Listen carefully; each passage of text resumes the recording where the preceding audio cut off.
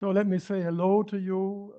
As you have heard, this series started 19 years ago, and that was a different time. Namely, I did basically all the lectures myself in 2 weeks. In the morning, the methodology, and in the afternoon, my research collaborators were doing the exercises. And I remember the 2006 event in Beijing, where Thorsten Koch did all the afternoons and I did all the mornings. So that was hard work for us. And now we have 30 lecturers, and you get much better information and if you get one person to talk about it.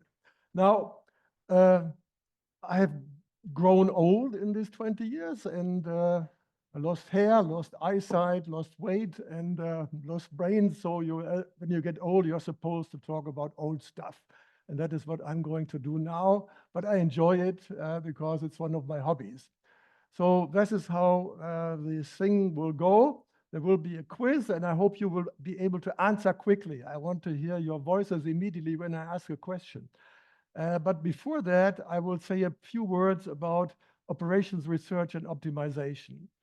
So if you look back into history, then I think our predecessors, the humans, have always tried to optimize something.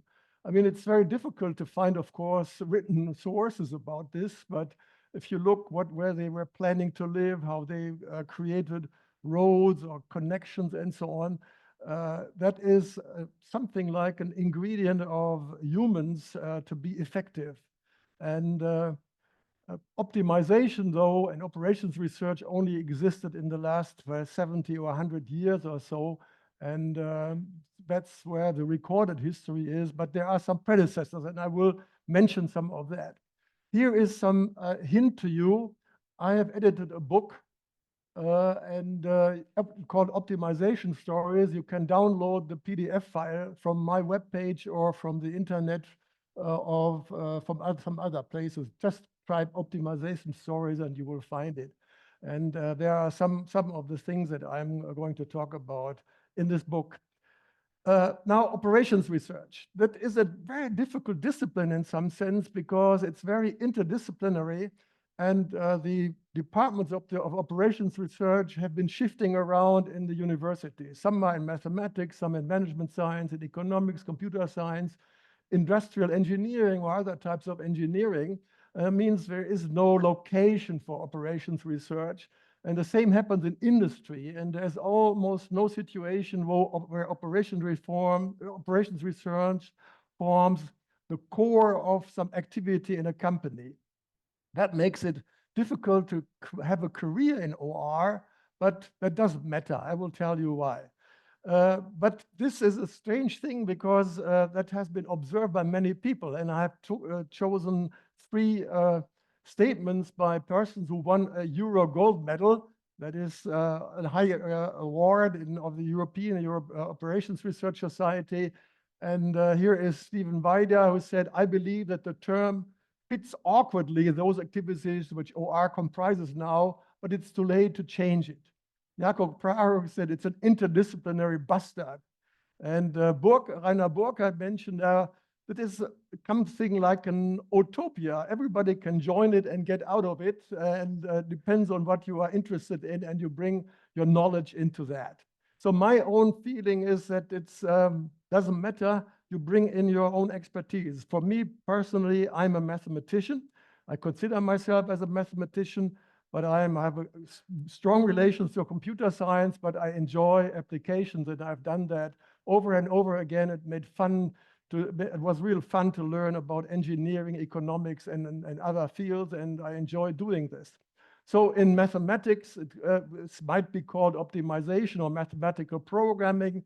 There's management science, operations management, management engineering, industrial engineering, supply chain management, and there are names keeping change. Decision sciences, systems theory, cybernetics, it's basically all the same. It's just a branding name. So what is even worse is that this name is unstable. They are changing over time and even in countries and from country to countries. And the general public doesn't know what it is, and even people in the field don't know what it is. So I give you some examples. In English, we have operations research. In North America, in England, it's called operational research.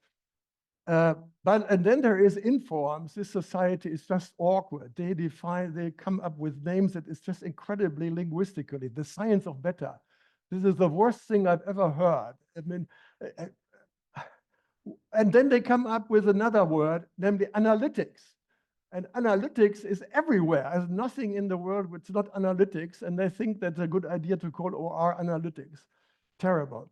Germany, it's Unternehmensforschung or Unternehmungsforschung. Nobody can understand the difference.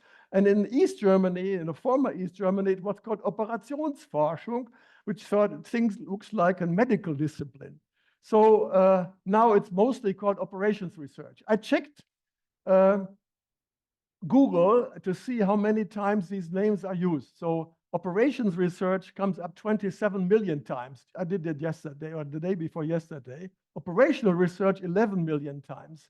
And analytics 4 billion times, but nothing is operations research. So it's everything else. So it's just amazing how people come up with the idea to call OR analytics. And in Unternehmensforschung, both they handle 223,000, Operationsforschung 11,000, so there's this marginal, they don't exist anymore. So we need name consultants, actually.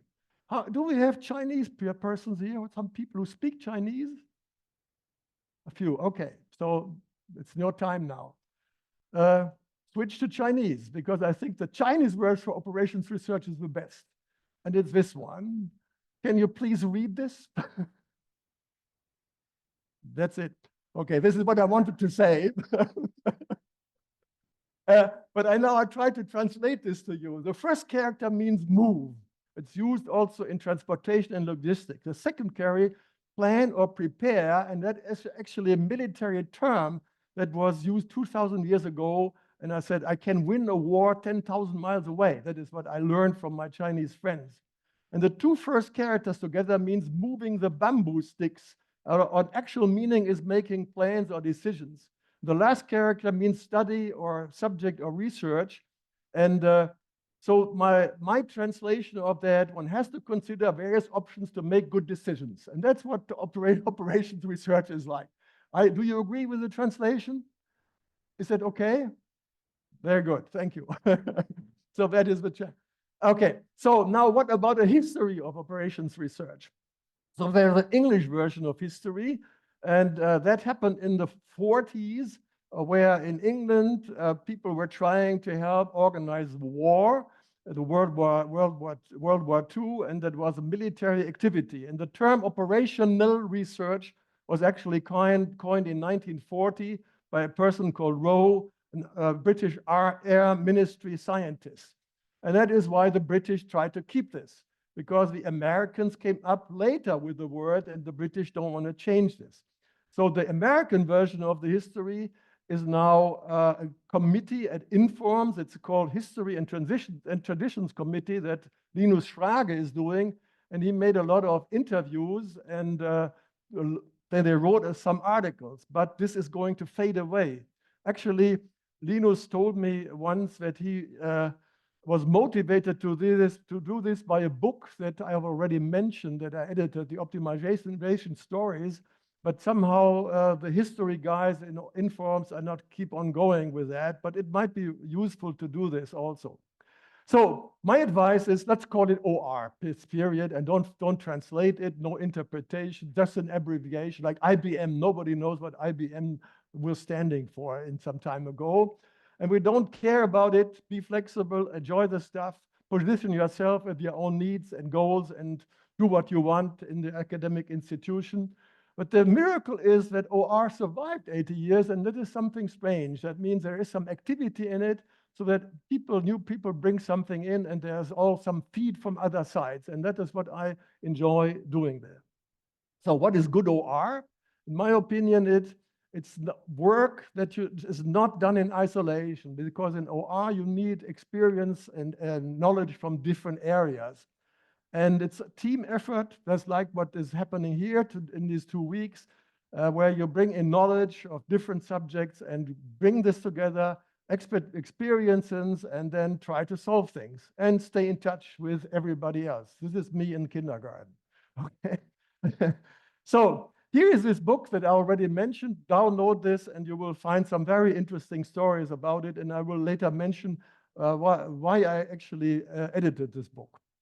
And here is also history. It's not only about current OR, but it's also optimization about Leibniz, Euler, and other stuff. And here I advertise at Anand Subramanian. He has a series called Subject 2 and interviews a lot of people. And just go to YouTube. Subject 2 is a series, and he has interviewed many people, and it might be interesting for you to look at what these people have to say. Now, another word is optimization and programming. You see, in English, it's programming for a long time. All of a sudden, it's optimization. In Germany, was Programmierung and Optimierung. And actually, in libraries, there was a problem. I remember once I started my jobs in Augsburg, and the library had everything that was mathematical programming and computer science programming. They didn't understand that this was a different subject.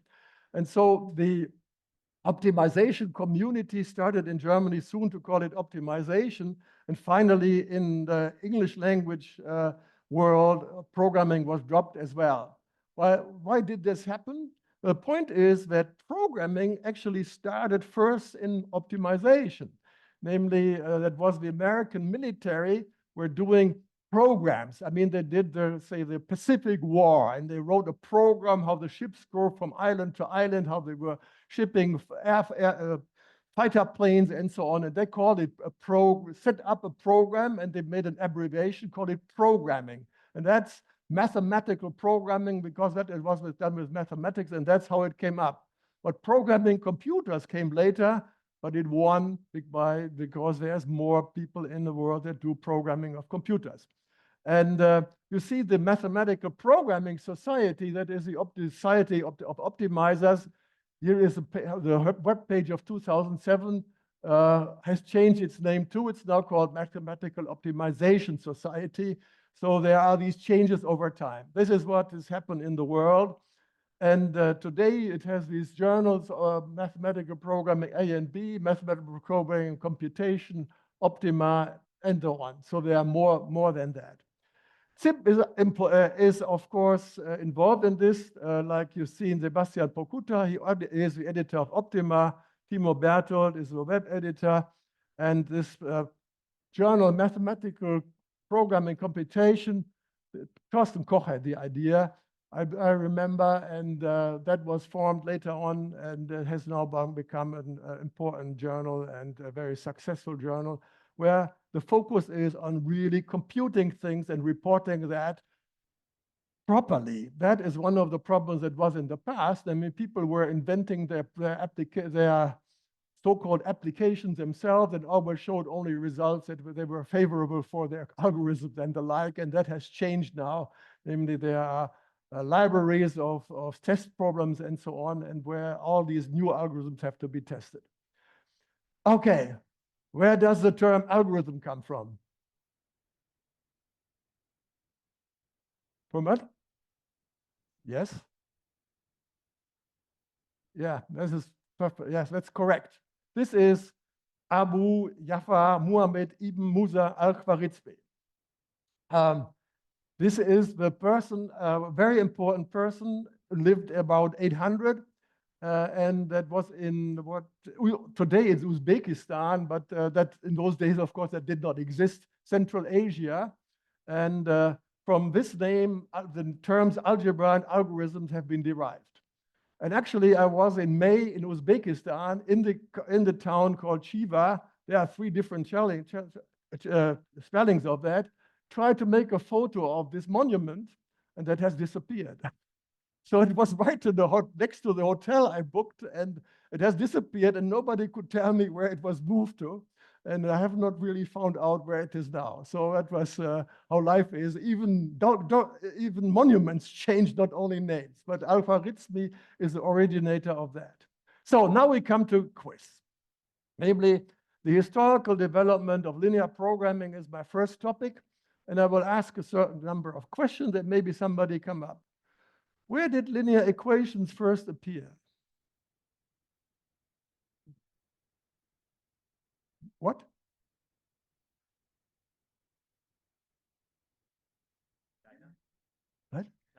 China? The answer is it is impossible to find out. And the point is, I give you just two references, and China is one, but Egyptians and Babylonians, about 2000 before Christ, looked at special linear equations. But of course, they always took examples of 1, 2, 3 variables or something like that, but you can find that in the recorded history. And then there is this China examples, namely in these 9 chapters on the mathematical art that I already mentioned. That is a compendium of mathematical articles spanning about 1,000 years or so. And but nobody knows when that was really written up and what was known. And what you call Gaussian elimination today was certainly not invented by Gauss, and Gauss himself did not call it like that. He called it per eliminationem vulgarem. It means by ordinary elimination. That he thought it is general knowledge, and but later on people thought it's called it Gaussian elimination. So that is what names are coined, and even in mathematics, many of the theorems that are named after a person have not been proved by the person, but they were just named by that. Gauss would not be proud of being called the inventor of Gaussian elimination. And here is this paper by Yaxiang Yuan, who wrote about the Gauss algorithm for linear equations and the invention in China in this article I mentioned before. First formulation of a linear program instance.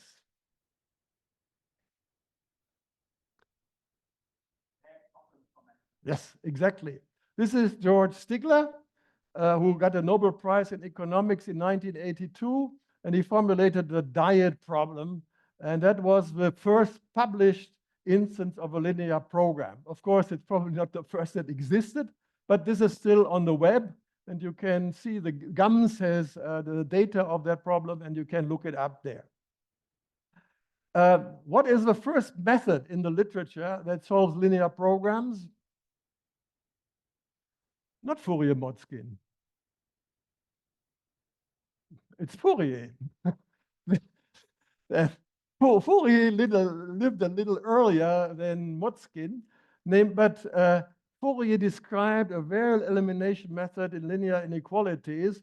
And today it's called Fourier-Motzkin because Motzkin reinvented it 110 years later. And all of a sudden, the Motzkin was added to it. But of course, it was not Motzkin who invented it. It was Fourier.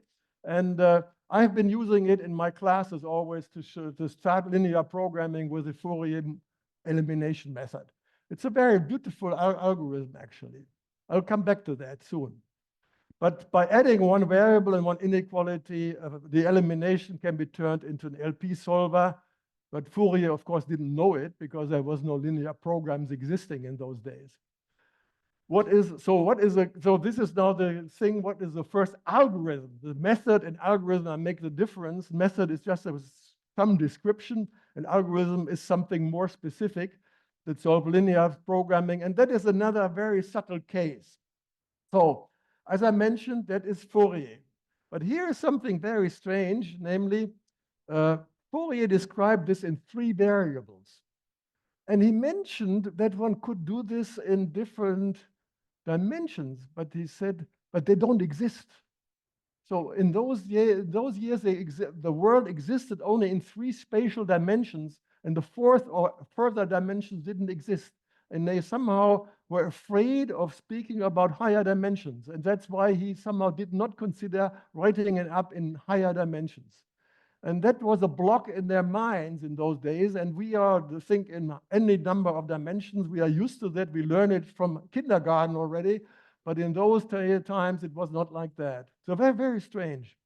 And then came Leonid Katorovich, who wrote a paper that can be interpreted as an algorithm to solve linear programs. And then came George Dantzig, who invented the primal simplex algorithm in 1947. And, but which of these algorithms had impact in practice? And the answer is that the primal simplex algorithm was the first that really had impact in practice, that was implemented on a computer and was used to solve things. And this is George Danzig, and this is his standard form. Of course, you have different forms of writing down linear programs, but they are all equivalent basically. But the question is which form you use, and Danzig used the equations form and non-negativity, and he described what we all know, Tableau format that some people still teach in universities. But what is the currently most frequently used LP solver? The dual simplex. Why? Why do you think so? Yeah. Exactly. This is something that is looks very strange, but it has not only it's not the only reason. And this is a very interesting case. Namely, the dual simplex algorithm was invented by Lemke. When I taught linear programming, now I'm retired, I'm not teaching anymore. I usually said, well, we teach a primal simplex algorithm, and then you dualize everything, and then then you call the algorithm that does it the dual simplex algorithm. It's basically it. It's completely equivalent. So people didn't notice it in those days. But the issue is that the dual simplex algorithm is much more efficient. And this is something that people did not understand, and why. And the reason why the dual simplex came up was cutting planes, that I are coming back to soon, were invented, and there you start from an infeasible solution, primarily infeasible solution, and then you could do the dual simplex step and come back to feasibility. And that was definitely needed. And I remember talking to Bob Bixby about this, that we do need a dual simplex step in order to have better cutting planes.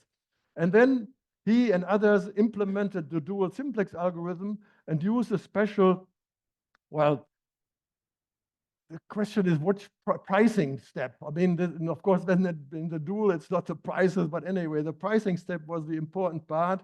And there were methods that are much more effective than in the primal simplex method.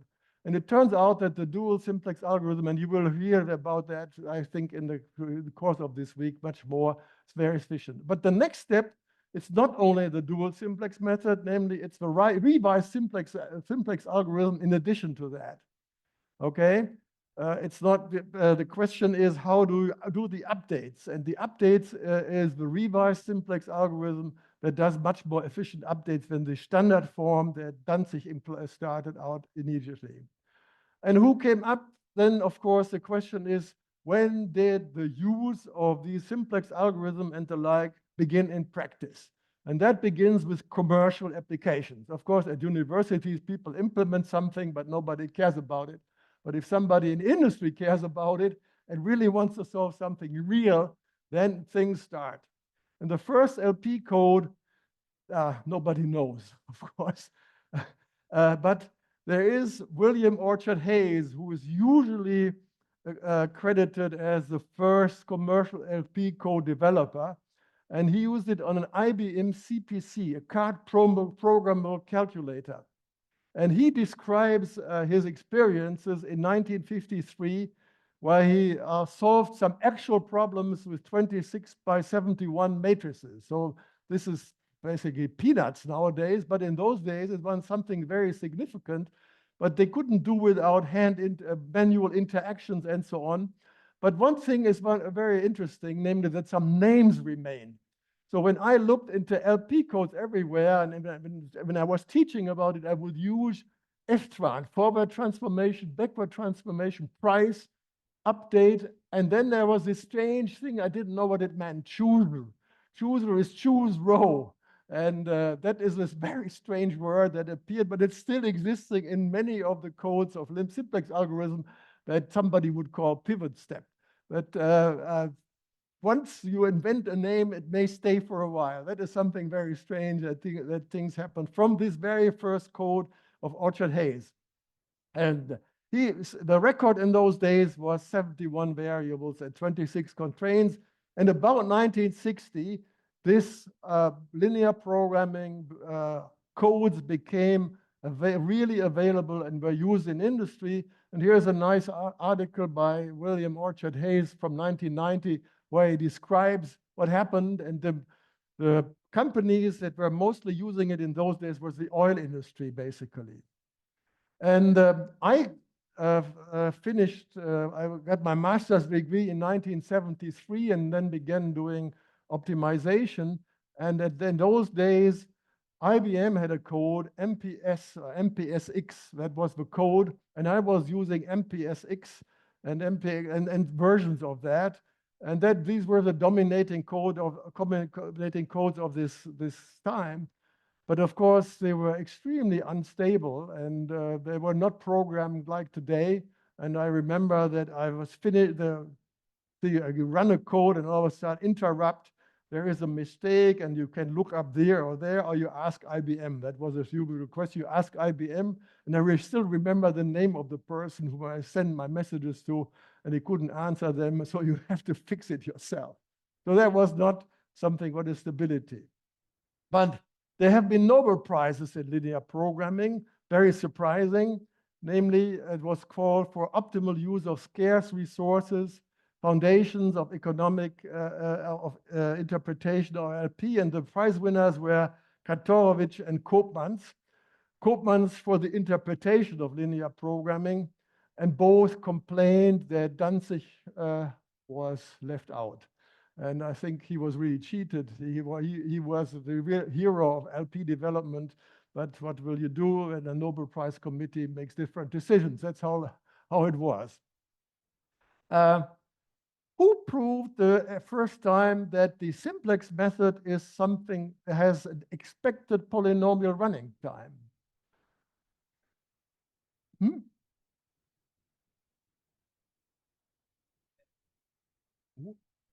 Didn't understand it. Katja? No, Katja, no. I come back to that, but expected polynomial time, expected polynomial running time. Well, that is something different. Namely, you now assume you have a random input, you choose from some sample, and then you run the simplex algorithm and you prove that it's most likely polynomial running time. And that was a big stuff in those days. Namely, in 1977, Karl-Heinz Borgward in his PhD thesis proved that the Schattenecken algorithm, that's a German, has expected polynomial running time. So that was a somewhat surprising result. But of course, you have to make some assumptions about the distribution of data. There's always a question, where do you choose from?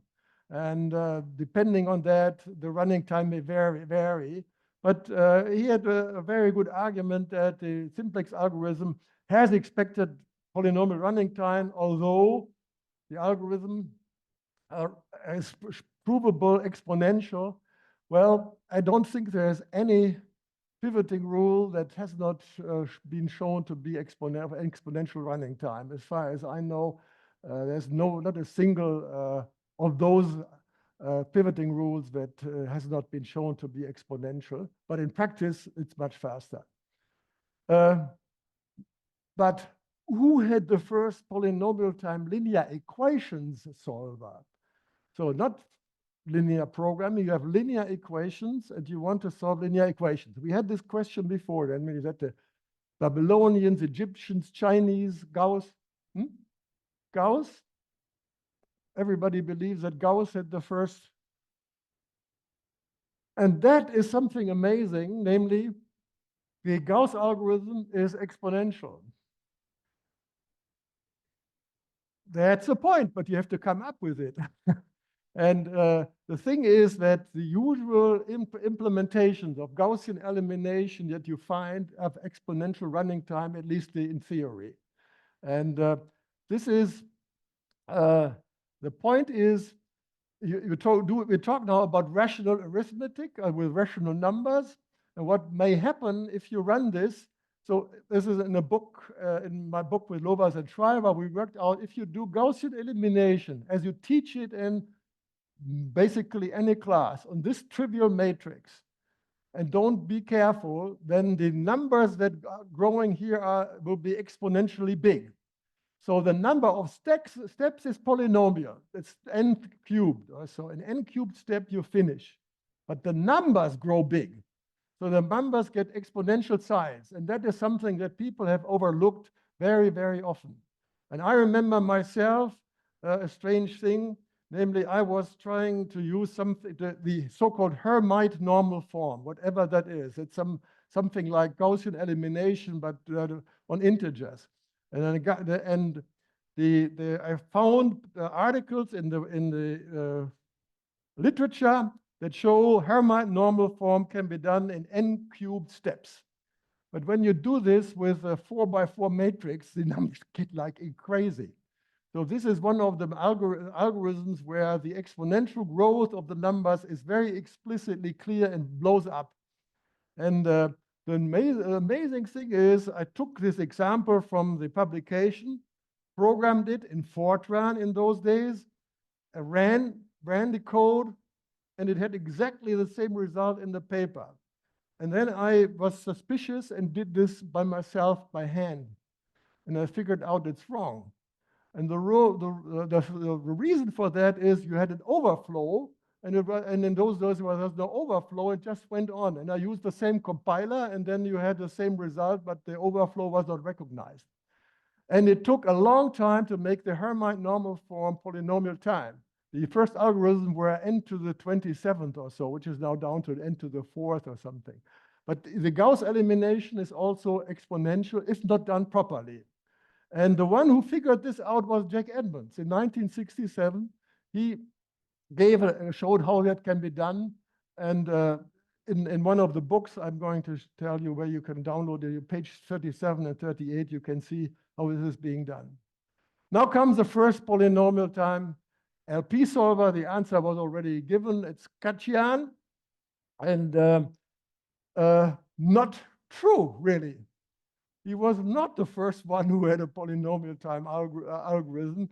Namely, there was a polynomial time algorithm in the literature, published in a book and available as a code, which was a linear program solver who had provable polynomial running time, but the authors didn't know it. And this is Fiacco and McCormick.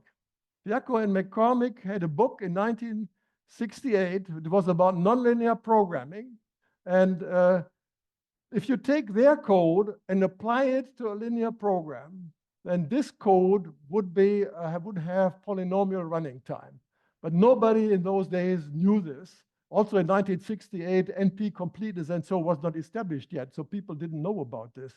But that was provable polynomial running time. He didn't know it. They didn't know it. So this is amazing what is happening in the literature.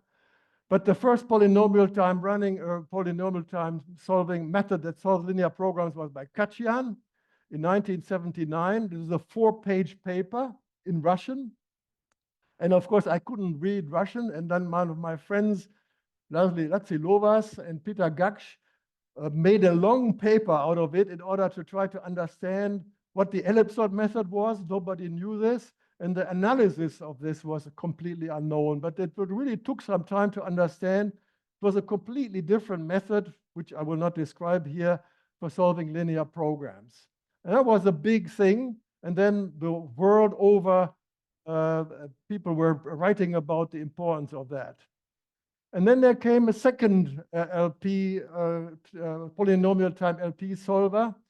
That was Kamaka. And Kamaka made a big splash and made big announcements and gave huge talks and explaining that his algorithm is the best of all and he solved everything. He was working for AT&T. They founded a sub-company to sell and market LP solver computing machinery with the Kamaka algorithm on it, but it never really took off and didn't work. And he got a patent on it.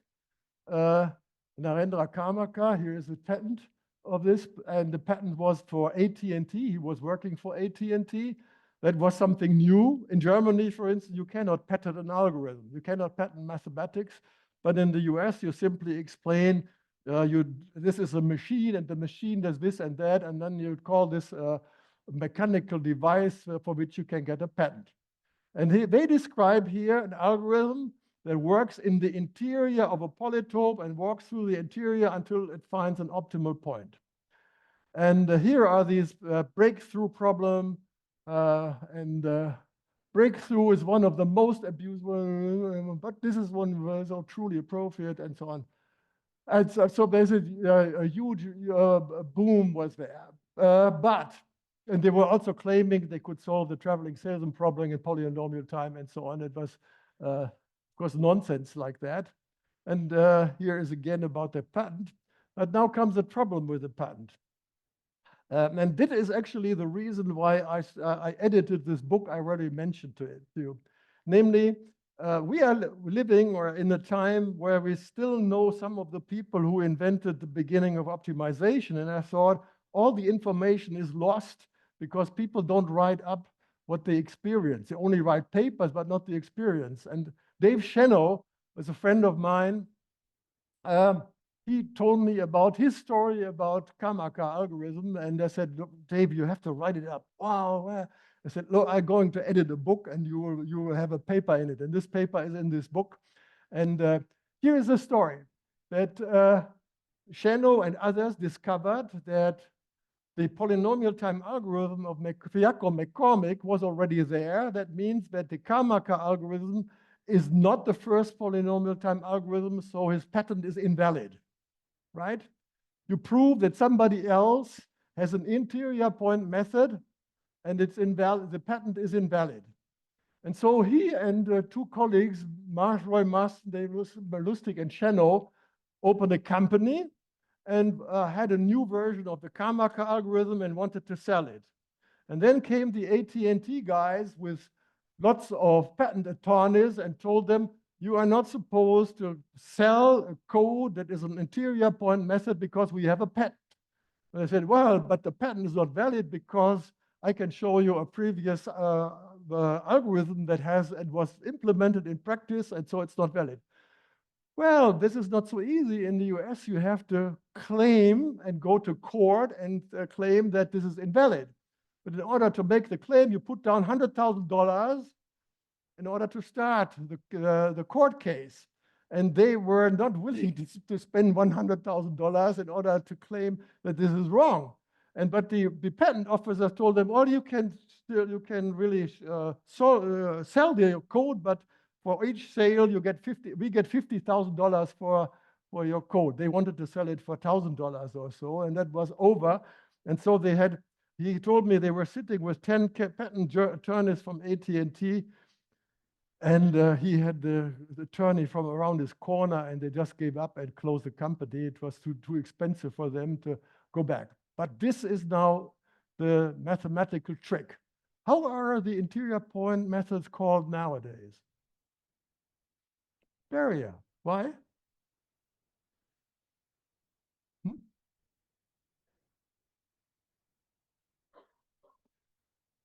So the basic trick is that the patent says we have covered interior point methods.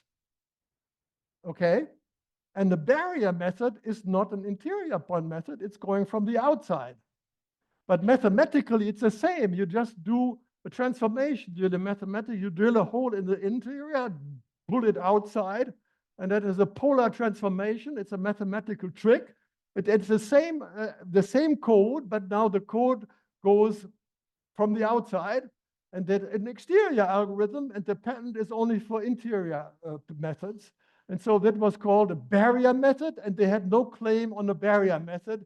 And so they have all rights to use barrier codes, although they are mathematically exactly the same.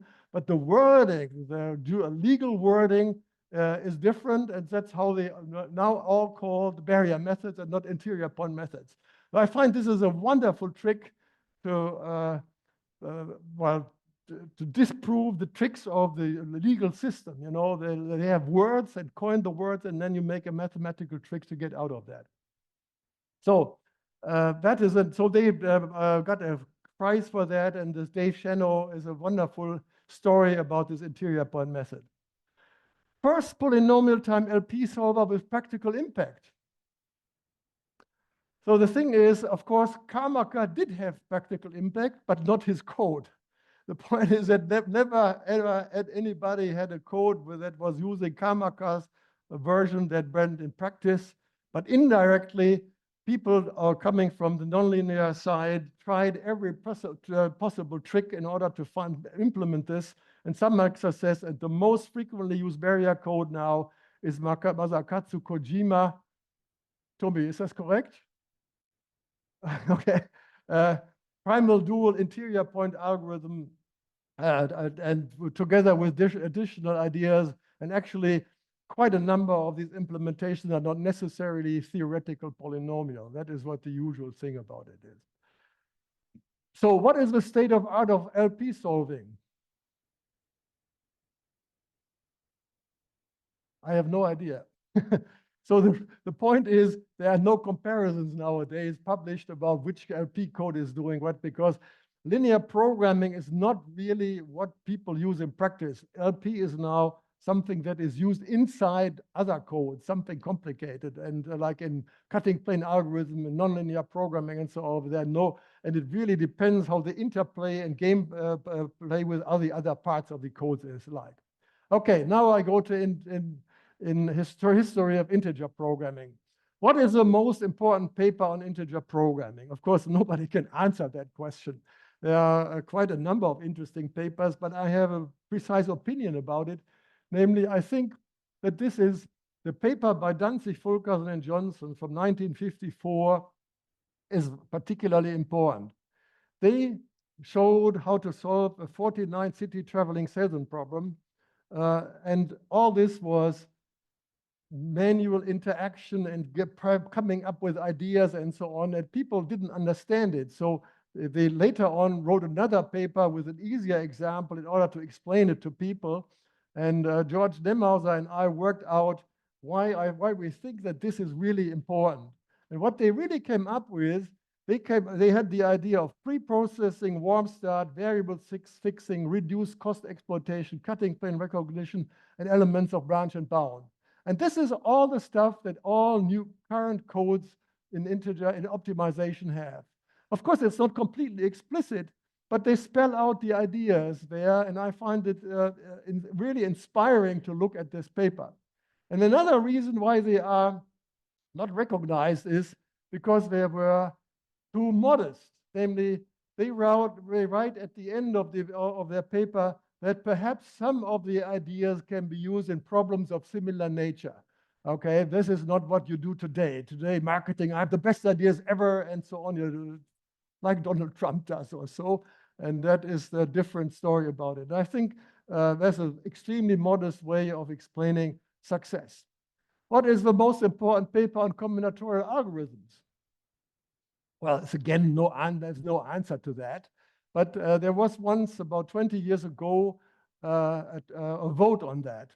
And the people voted that the paper by Harold Kuhn, the Hungarian method for the assignment problem, is the most important that ever appeared in one journal, the Naval Research Statistics Quarterly. And Andras Frank explained why this is so important. The interesting thing is that Harold Kuhn read two papers by Egervari and König about matching and bipartite matching, and that turned their proof into an algorithm. I mean, the algorithm was already implicitly there, but he made it into an algorithm. And he was a fair person, and that's why he called it Hungarian algorithm, because he said, I had the inspiration from there. Now, he did not, in those days, he did not care about polynomial time and the like. A few months later, or years later, a person named Mankris, who was a topologist, noticed this, and he made a real analytic investigation of the code and figured out that this algorithm is a strongly polynomial time algorithm. I mean, this word didn't exist in those days, but Kuhn didn't know it, and they didn't think about it, but was a strongly polynomial time algorithm. But the reason is that this algorithm had a big influence on code development over time. And that's why it's important that this is a real combinatorial algorithm, not like the simplex algorithm where I'm working with difficult numbers and you have rounding problems and the like, where here is nothing like dividing by something and so on. It was a real combinatorial algorithm. But then came a few years later, that was a celebration of the 50th anniversary of the paper.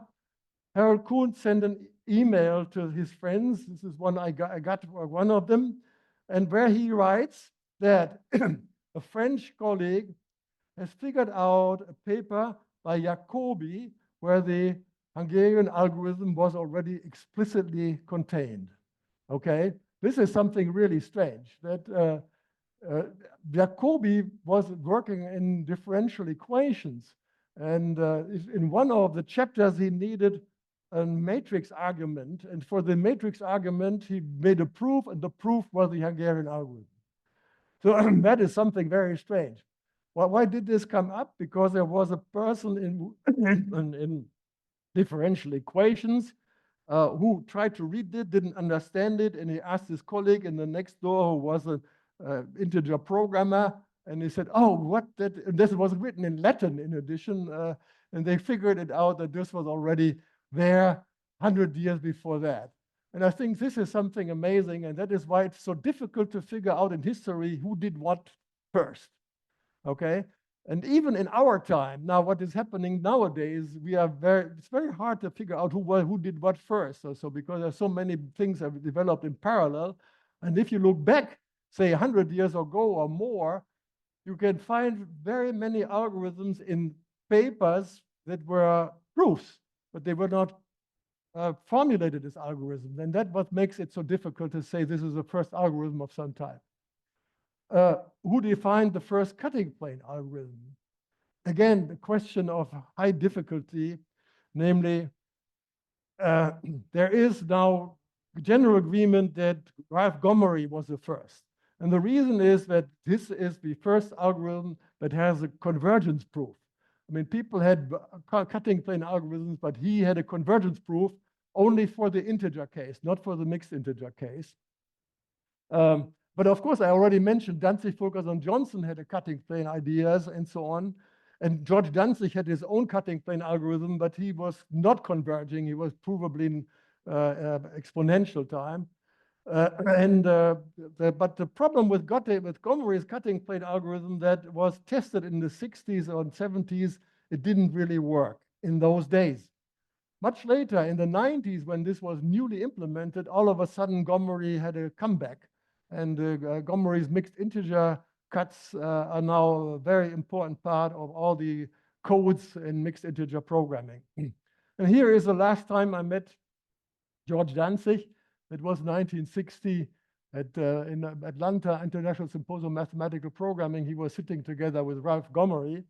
Ralph Gomery left soon after he did the cutting plane stuff, he left science, and he was at IBM, made a big career in IBM, and became senior vice president of research in IBM. And that was something really big in those days. Namely, like when you are president or vice president, you usually have a car available, but he had a plane available, and wherever he landed, he had a car or something like that. So Rolf was a big shot, but he was also an excellent mathematician. There's no doubt about that. So here is now this book by Loba, Schreiber, and myself that were based on the ellipsoid method as a theoretical tool. And people recognize that not only us, that the ellipsoid method can be viewed as a cutting plane algorithm, that you all of a sudden, all the time, add cutting planes and get better and better. And that's how we started making a whole theory out of it. But there were others, Karp, Papadimitriou, Patlek, and Raho, at the same time did work of that type. If you want to read the book, you can download it from my website. The PDF PDF is available from there. And what the important observation there was that certain primes of problems are equivalent with respect to polynomial time. So when you have a convex set and you want to optimize a convex function over the convex set, And this is polynomial time equivalent to the question for a given point in a for a given point, is it in the convex set or not?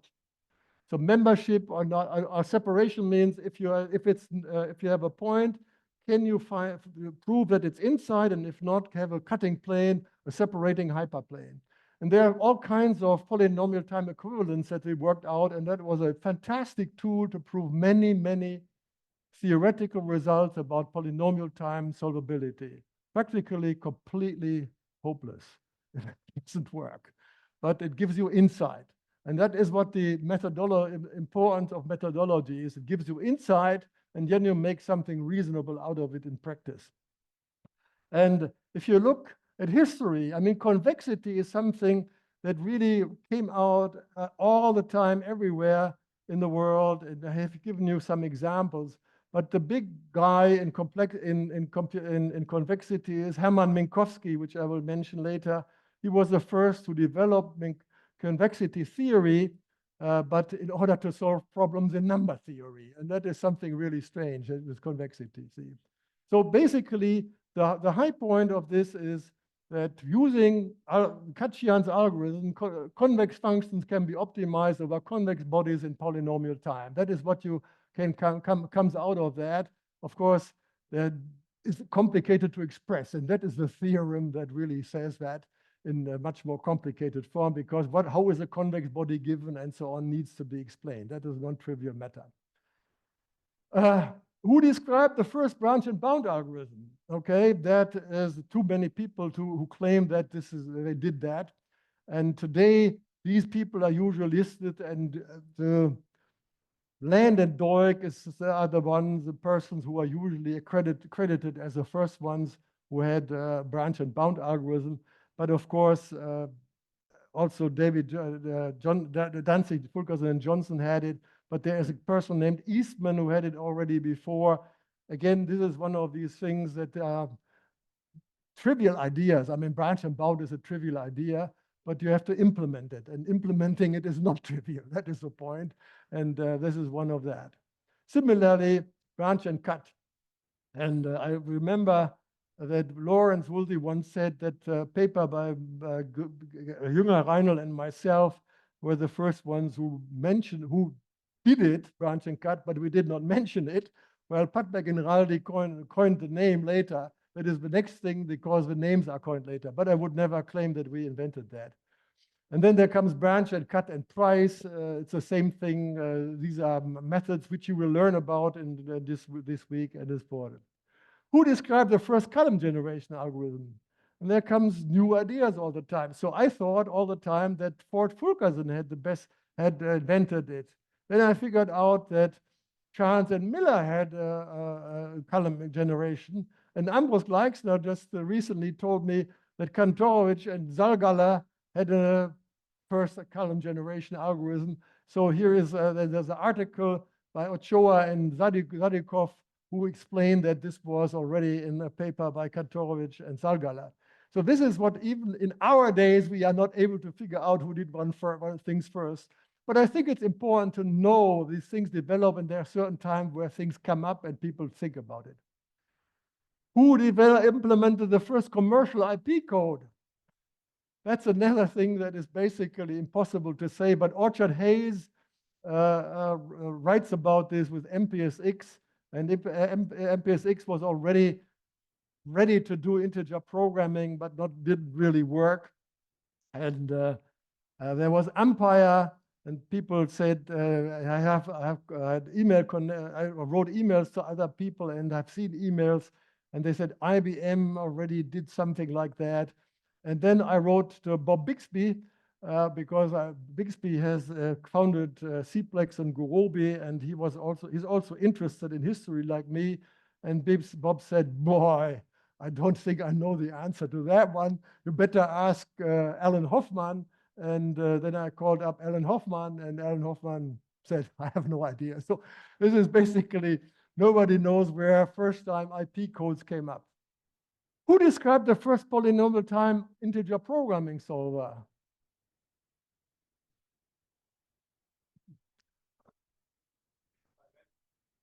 Well, this is this is NP-hard, so there can be no polynomial time IP solver. So that's why that is important. But there was always a question, could it be that if we fix the number of variables, you can solve integer programs in polynomial time? And the first one who worked on this was Herb Scarf. And he had some ideas about this with 2 activities, 3 variables. And then Hendrik Leenstra blew the whole thing. He came up with a code that solves every integer programming with a fixed number of variables, okay? That if you fix the number of variables, you have a polynomial time algorithm, but don't believe that this is a practical code, okay? This is another thing where this is a theoretical idea, but it's not practical. Anyway, but it's wonderful to know these kinds of things. So what is the state of art of MIP solving? Okay, so mixed integer programming is probably the most important type of optimization problems that exist in the world. They're used everywhere, and there are several companies out there that make a lot of money with providing very good codes. So here's the question. Compared to the best MIP codes of 1991, how much faster are today's MIP codes, not including speed ups of computers? Not forget computers, only speed up, algorithmic speed up. So here are the 4 possibilities. Less than 100,000 times faster, 100,000 to 1 million, 1 million to 5 million, or more than 5 million times faster. So think about it. And who is for A? Yeah. B, C, D. So C and D are basically same. Well, how can I prove this? Well, I have the code. Here is the answer. MIP codes are today 6.5 million times faster than 32 years ago, without including speed ups by computers. I mean, this is an incredible number. And how can I prove it? Well, I have show you the slide by Bob Bixby, who presented this 1 week ago in Munich. And he shows this picture, and that is the speed up. And here is the result, 6.4 million times faster is the CPLEX and Gurobi codes compared to 1991. Now you think about computer speed up, say 1 million times in this time. So mathematics has improved more than computer speed. And hardware has grown by 1 million or so, but the mathematical algorithms have grown faster in this sense. Multiply this by 1 million, you have 6 billion, which is something very big, okay? And that's why we can solve today huge problems in practice, okay? And then you will hear more about this, about SCIP and so on, and what has been developed here in SCIP. Let's go to a few more questions. TSP world record. You know, you have already heard Danzig, Fulkerson, and Johnson solved a 49-city problem. What is the current world record? Anyone knows?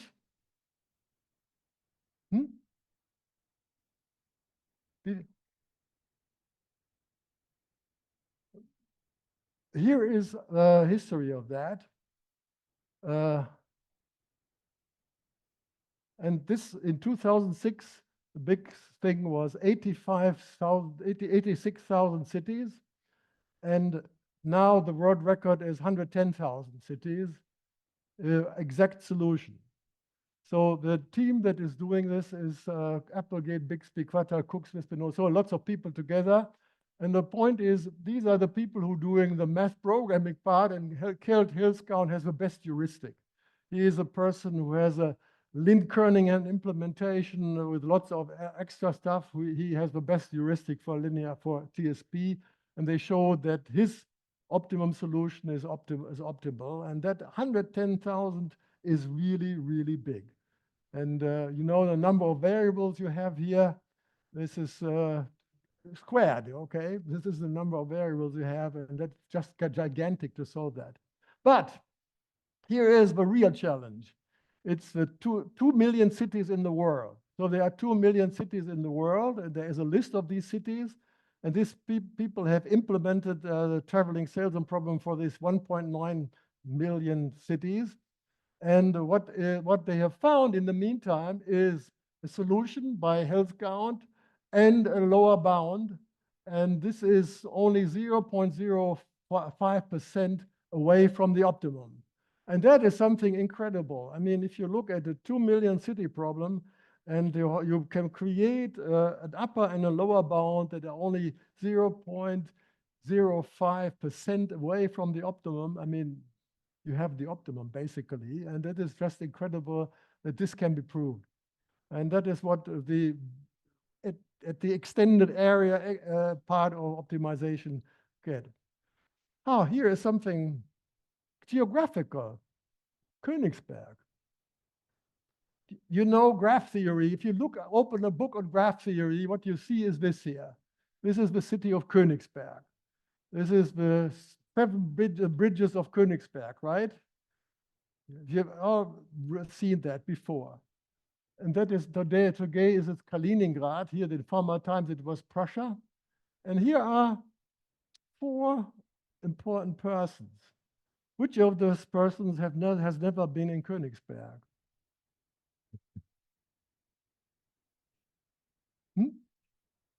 Minkowski has not been in Königsberg. Okay. David Hilbert was born in Königsberg. Immanuel Kant was born and died in Königsberg. He never left the city. Hermann Minkowski was born in Kaunas, Lithuania, but he went to the gymnasium, the high school in Königsberg. The only one who never been in Königsberg was Euler. But Euler published this famous paper about we'll tell later. But Hermann Minkowski actually is one of my academic forefathers. If I go back to my doctoral father, this doctoral father, and so on, Hermann Minkowski is one of them. So I'm very proud of being his academic descendant. And his grave is very close, only 20 minutes away from where I live here in Berlin. So it's a place I every now and then visit. And that is the famous paper, Solutio Problematis ad Geometriam Situs Pertinentis. That's Euler's paper where he publishes the bridges of Königsberg and begins graph theory. So this is the invention of graph theory. And so where did Euler live then? He was not in Königsberg. Where did he live? So he was born in Basel and died in St. Petersburg. And for the first 19 years, he was in Basel, then St. Petersburg, and then he was 25 years in Berlin, and then went to St. Petersburg. And in Berlin, you can find at the house where he lived this plaque that here wohnte Euler. Euler lived here from 1743 to 1766 in this house. And for those who know Berlin, you know where Komische Oper is. And on the other side of Komische Oper is the Bayerische Landesvertretung. And the Bayerische Landesvertretung, that's where the plaque is. That's not the same house as Euler lived, but it's a new house, so it's still here. And that is his grave in St. Petersburg. It's a beautiful piece of a coffin that is on the graveyard there. But the strange thing is, in 1736, Euler wrote his paper with the invention of graph theory, and it took 200 years until the first book was published. So the strange thing is, graph theory lay basically dormant for 200 years, and then the first book came out, and since the 50s, it blew. I mean, there's no field of science that doesn't use graph theory nowadays, and so it may take a really, really long time until something gets important. And now I come to one of my last topics. What happened in 1965?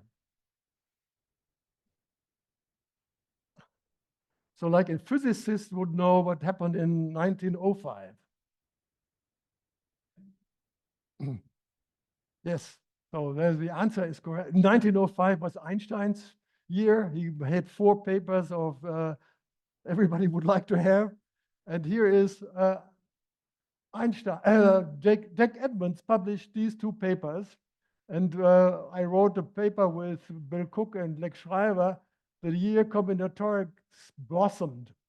And the point here is that Jack Edmonds showed, came up with the idea of creating the matching polytope. So you associate with every matching a vector where there is a 1 in a component of the edge where it's matching, edge containing the matching and 0 else. So you have a 0, 1 vector of matchings. You take the convex hull of this, that's a matching polytope.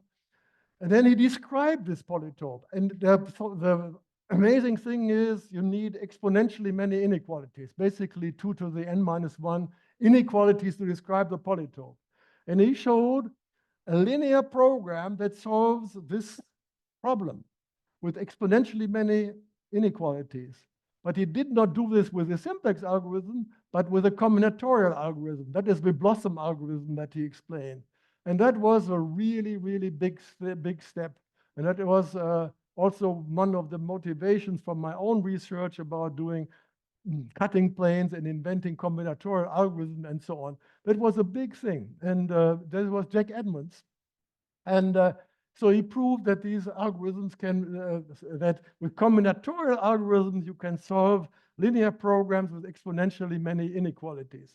There was one issue, though, namely, for instance, if you look at the spanning tree polytope, they take the convex hull of the incidence vectors of spanning trees, then these have also exponential inequalities. But you can make a trick, variable transformation, and new presentation so that the number of variables and constraints is polynomial size.